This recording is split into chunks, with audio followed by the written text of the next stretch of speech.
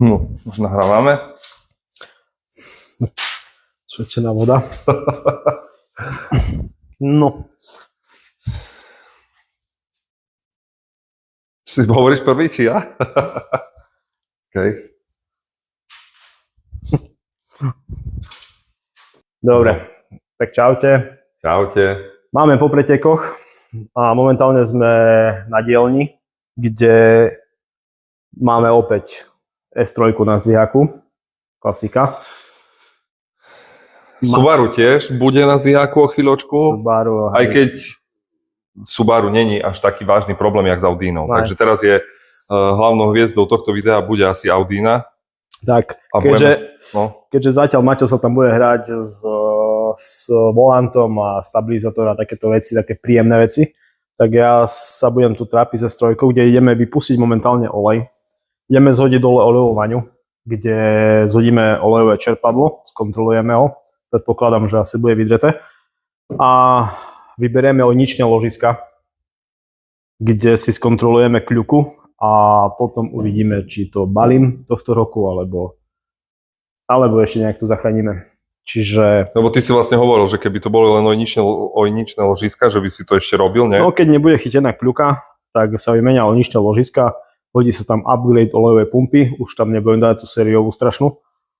Takže sa tam hodí upgrade a v auto by malo jazdiť, no uvidíme. Stále je ešte možnosť, keby aj nedaj Bože sa to nepodarilo a že bude chytená kľuka, že môžeme jazdiť na Subaru, hej? Tu je stále tá možnosť. No.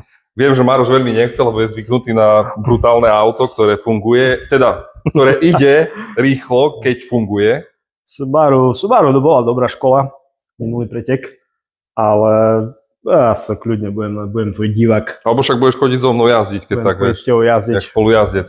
Lebo musím povedať, že sa mi jazdilo lepšie, keď sme boli dvaja v aute. Som sa cítil taký uvoľnenejší, proste taký zrelaxovaný, bola aj taká väčšia sranda, som mal pocit, vieš, že celkom sa mi to páčilo. Ale ako ja som optimista, takže ja dúfam, že to bude fakt len, že to budú maximálne tie olejničné ložiska. Mne by sa tiež viac páčilo, kebyže sme jazdili na S3. No, jasne. Dnes rovno tiež by som bol viac ako happy z toho, ale tak... Hej. Dobre.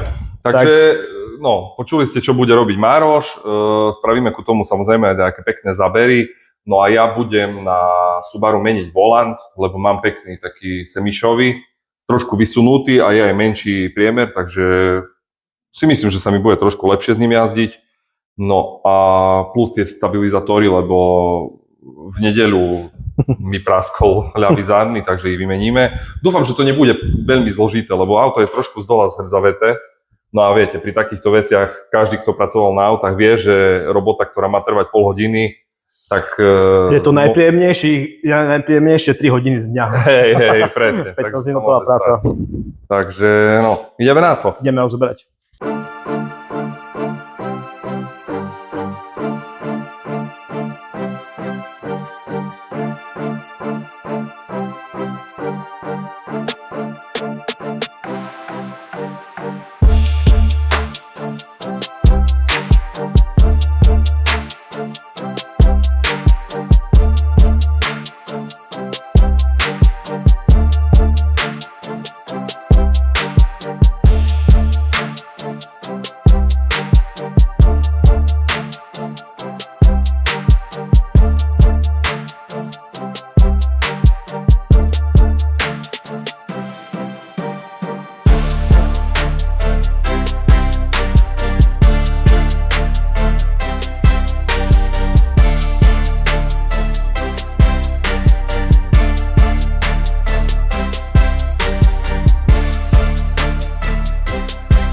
Takže tu máme tento volant z Race Shopu, ktorý idem namontovať. Je to ich vlastná značka. Myslím si, že aj veľmi dobrá kvalita za tú cenu. Hlavne ide o to, že v Subaru mám zlú pozíciu, keď sedím a mám ísť závod, tak mám pocit, že keď mám dobré ruky, tak som veľmi blízko volantu, akože mám pokrčené nohy a zase keď mám byť ako nohy, ako by mi to vyhovovalo, tak mám veľmi ďaleko volant a som natiahnutý. Takže toto by to malo tomu pomôcť, že ten volant je trošku vysunutý tých pár centimetrov. A tiež aj ten priemer je menší. So semišovými rukavicami by to mohlo aj lepšie držať. Myslím si, že aj taký pekný dizajn to má a takémuto autu to aj celkom pasuje. Takže poďte ho so mnou namontovať. Samozrejme, k tomu, aby som mohol ten volant namontovať, tak potrebujeme aj takýto náboj volantu. To je tiež z Race Shopu, malo by to byť v podstate výmena za sériový. Takto nejako to vyzerá. No a toto vlastne namontujete na stredovú šrúbu, kabliky na trúbku, no a na to sa namontuje potom volant následne. Takže uvidíme, jak to bude fungovať.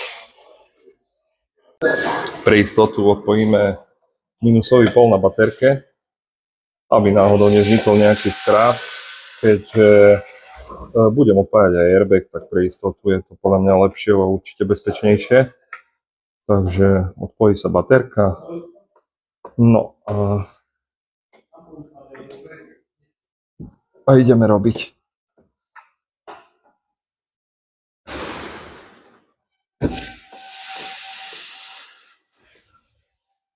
No, takže tu sú na kraji. Si sadnem, bude mi to takto jednoduchšie. A tu sú na kraji, je z jednej strany a z druhej strany dve šrúbky, ktoré držia airbag. Takže ja ich musím odkrútiť. No a tak.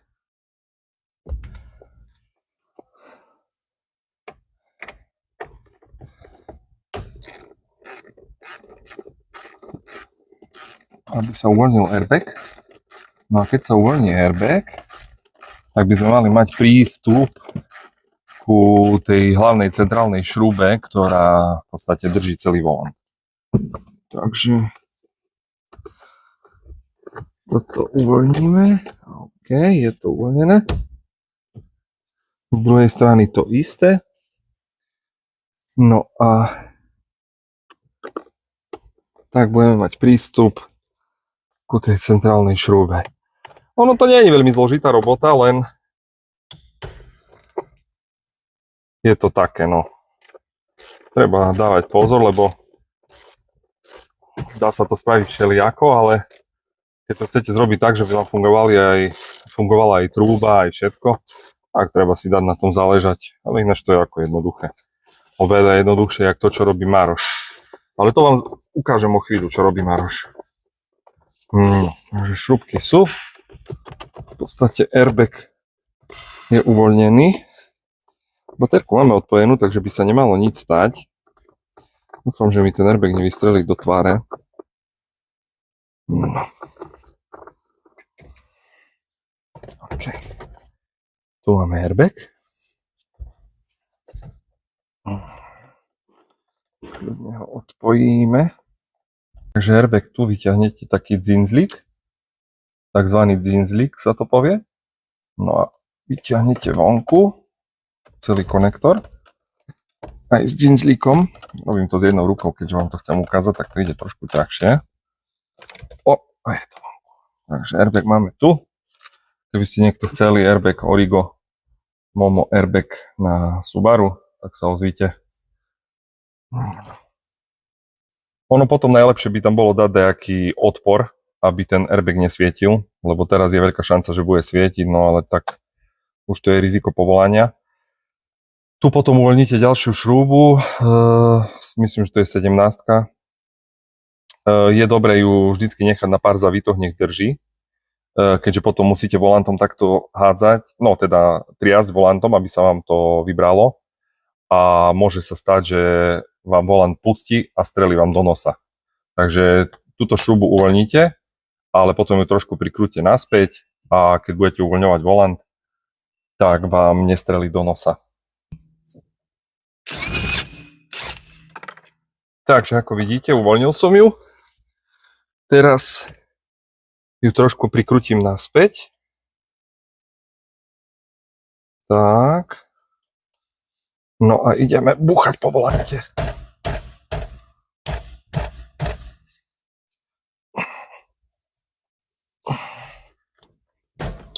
Je vonku. Odkrutíme. No a volant je vonku. No, tak zabralo to trošku dlhšie, jak som čakal, ale volant je namontovaný.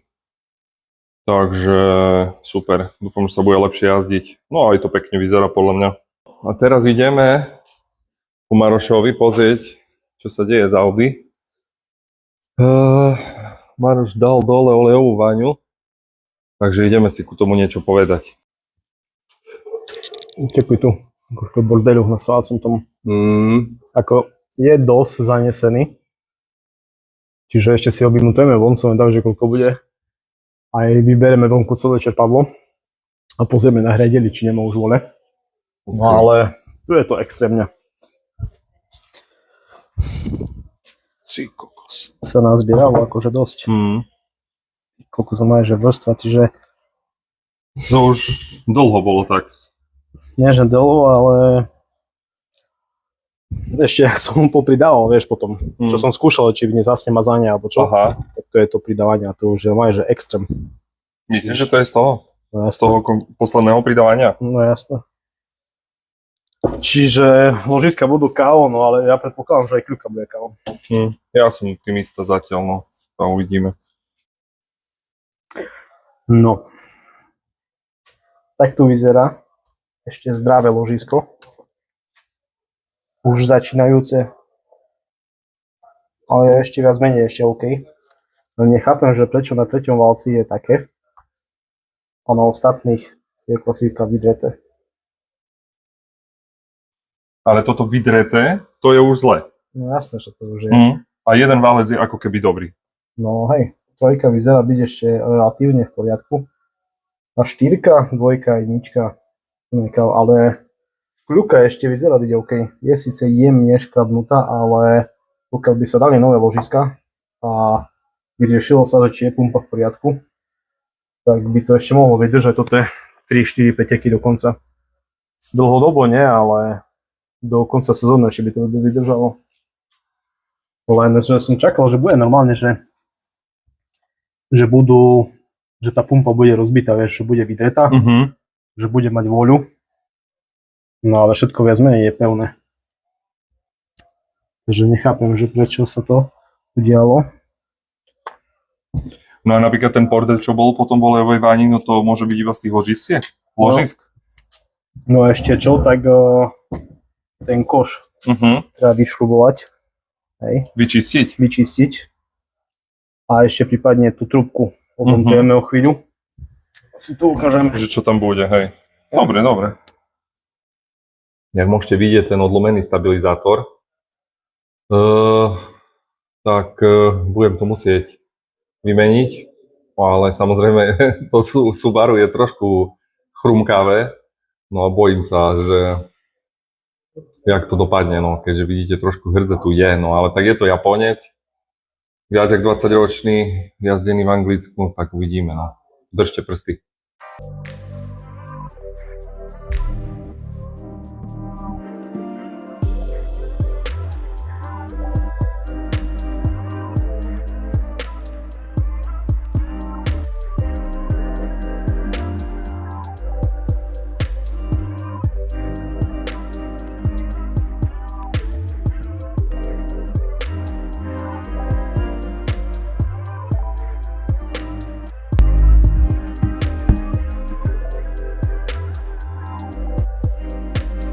Takže ložiska určite, hej? Ložiska určite. Kľúka je taká, že toto je super.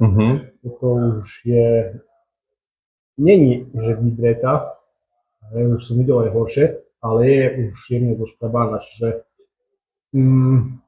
na dlhodobo určite to není. Ale keby sme tu ešte hodili nové ložiska, tak si myslím, že do konca sezóny ešte by to vydržalo.